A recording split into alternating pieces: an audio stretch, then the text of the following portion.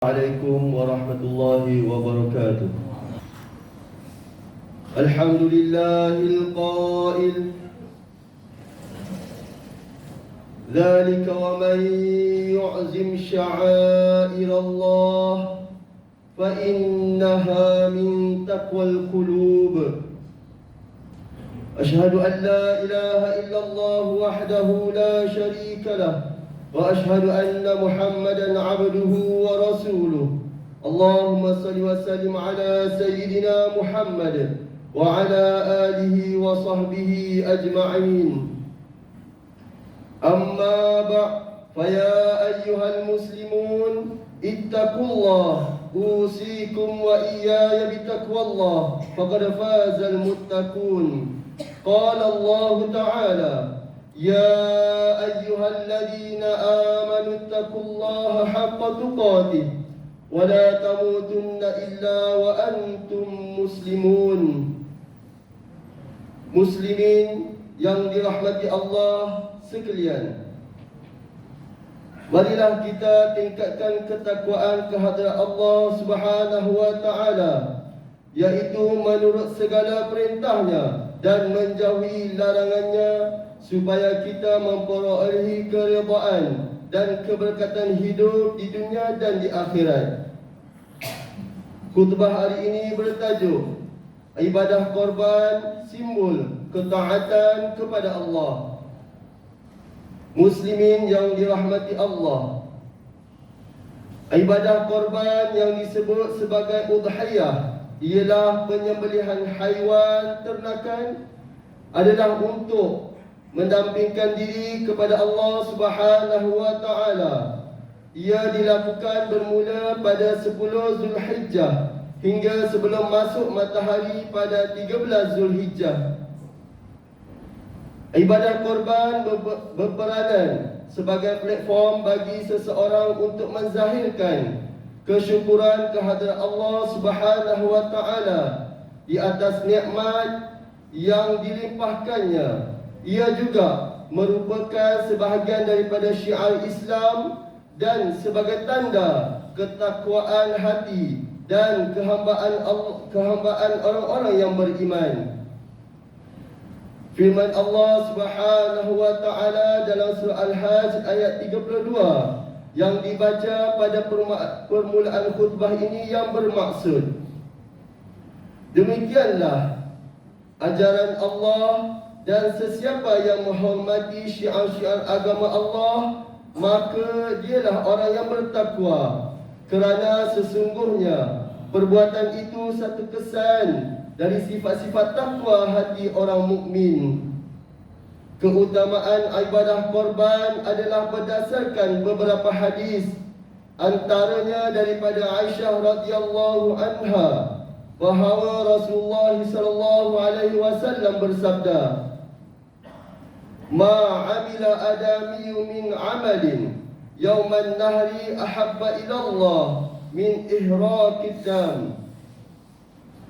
Tidak ada amalan yang dilakukan oleh anak Adam pada hari raya korban yang lebih disukai oleh Allah Subhanahu wa taala melainkan menumpahkan darah, yakni penyembelihan binatang korban. Riwayat At-Tirmizi. Difahami daripada hadis ini bahawa amalan menginfakkan harta untuk melaksanakan ibadah korban adalah satu amalan yang sangat baik. Muslimin yang dirahmati Allah, pengisytiharan ibadah korban terdapat dalam Al-Quran dan As-Sunnah, seperti firman Allah Subhanahu wa taala dalam surah Al-Kautsar ayat 1 hingga 3. Inna a'tainakal kautsar fasalli li rabbika wanhar inna syani'aka huwal abtar. Sesungguhnya kami telah mengurniakan kepadamu, wahai Muhammad, kebaikan yang banyak, yakni di dunia dan di akhirat. Oleh itu, kerjakanlah sembahyang kerana Tuhanmu semata-mata dan sembelihlah korban sebagai bersyukur Sesungguhnya orang-orang yang bencikan engkau, dialah yang terputus dari mendapat sebarang perkara yang diingininya. Menurut As-Sunnah pula, kelebihan korban ialah titisan darah korban yang pertama merupakan pengampunan bagi dosa-dosa yang lalu. Imran bin Husain radhiyallahu anhu meriwayatkan bahawa Rasulullah sallallahu alaihi wasallam bersabda kepada Fatimah radhiyallahu anha yang bermaksud, "Wahai Fatimah, pergilah ke tempat penyembelihan korbanmu dan saksikanlah ia. Sesungguhnya titisan darahnya yang pertama itu merupakan pengampunan bagimu di atas dosa-dosa yang lalu." Riwayat Al-Hakim. Demikian juga bagi setiap helai rambut dan bulu binatang yang dikorbankan ada kebajikannya. Darah korban yang tumpah ke bumi akan mengambil tempat yang mulia di sisi Allah Subhanahu wa taala. Aisyah radhiyallahu anha meriwayatkan bahawa Rasulullah sallallahu alaihi wasallam bersabda, "Innaha la ta'ti yaumal qiyamah bikuruniha wa ash'ariha wa azlafiha wa inna ad-dama la yaqa'u min Allah bimakanin qabla an yaqa'a min al-ard fatibu biha nafsa." Sesungguhnya binatang korban itu akan datang pada hari kiamat bersama tanduk, kuku dan bulunya, dan Allah memberi pahala korban itu sebelum darah binatang korban itu jatuh ke bumi. Oleh itu eloklah korban kamu. Riwayat At-Tirmizi. Ibadah korban hukumnya sunat muakkad. Walau bagaimanapun hukumnya bertukar kepada wajib jika korban itu diniatkan sebagai nazar. Hadis daripada Aisyah radhiyallahu anha bahawa Rasulullah sallallahu alaihi wasallam bersabda, "Man nazara an yuti Allah falyuti'hu." Sesiapa yang bernazar untuk mentaati Allah, maka hendaklah ia mentaatinya. Riwayat Al-Bukhari. Muslimin yang berbahagia, sebagaimana yang dimaklumkan, penyembelihan binatang korban ini hanya datang setahun sekali. Oleh itu, jika kita berkemampuan, janganlah lepaskan peluang keemasan ini demi mengharapkan ganjaran dan keredaan Allah Subhanahu wa taala.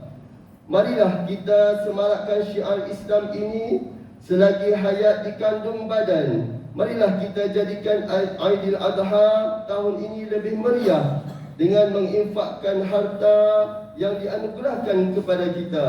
Muslimin yang dirahmati Allah, amalan korban dapat mengekalkan ingatan kita kepada sejarah tiga manusia, iaitu Nabi Ibrahim alaihi salam sebagai ayah, Hajar sebagai ibu, dan Nabi Ismail sebagai anak. Nabi Ibrahim diperintahkan oleh Allah Subhanahu wa taala untuk menyembelih anaknya. Nabi Ismail, begitulah Allah memberi pahala sebagai balasan kepada orang-orang yang berbuat kebaikan disebabkan mentaati Allah Subhanahu wa taala. Bukan sekadar pahala sahaja, tetapi Allah telah melepaskan dari kesusahan dan kedukaan dengan mengurniakan zibhan azim, seekor binatang sembelihan yang besar. Allah Subhanahu wa taala berfirman dalam surah As-Saff ayat 105 hingga 107. Qad saddaqatar ru'ya inna kadzalika najzil muhsinin inna hadza lahuwal bala'ul mubin wa fadainahu bizibhin azim. Engkau telah menyempurnakan maksud mimpi yang engkau lihat itu.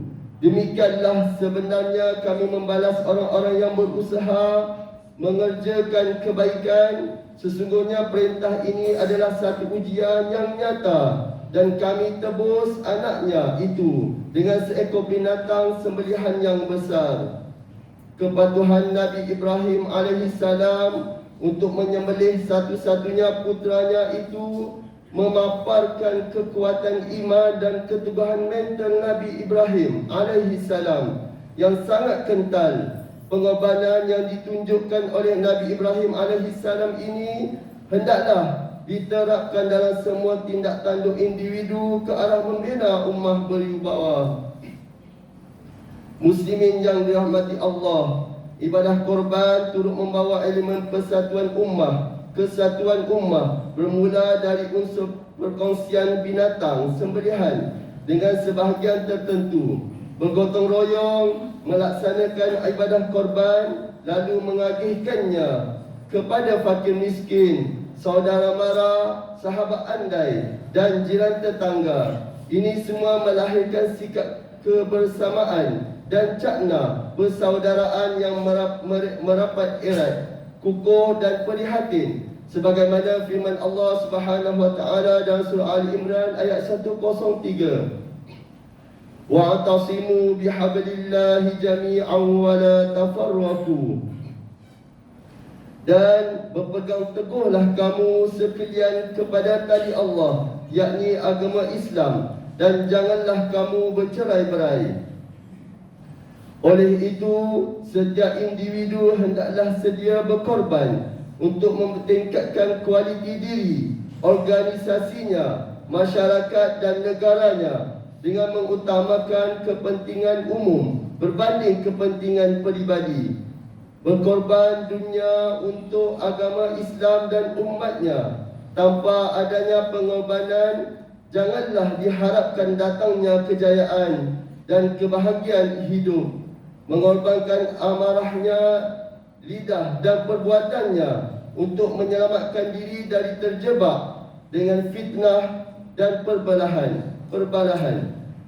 Mengorbankan masa lapang untuk membaca Al-Quran, ilmu-ilmu Islam dan melakukan amal soleh. Saudara-saudara kaum muslimin sekalian, bagi mengakhiri khutbah ini, marilah kita menghayati saranan berikut. Pertama, umat Islam hendaklah yakin bahawa amalan penyembelihan binatang korban adalah syariat yang ditetapkan oleh Allah Subhanahu wa taala.